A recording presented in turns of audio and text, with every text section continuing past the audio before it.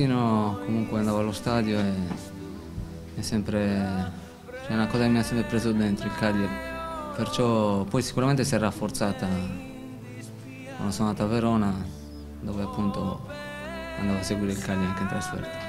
Da Olbia a Verona per poi girare in prestito su e giù nello stivale, emigrato dal calcio con il sogno di tornare, una favola che si realizza, l'esempio che si può fare e che piace a tutti i sardi sparsi dalla diaspora del lavoro che non trovano.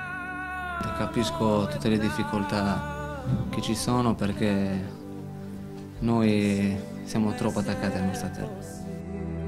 Gol dal sapore diverso, quelli del professionista e quelli del Peter Pan che già da bambino voleva sconfiggere il tempo. Quel gioco con la palla assecondato dall'istinto, dalla fantasia e dalla classe innata, a disposizione di una squadra che è fortemente sentita, che pian piano sembra voler costruire un'identità che sia punto d'approdo e non solo tappa di passaggio di chi vuole far carriera.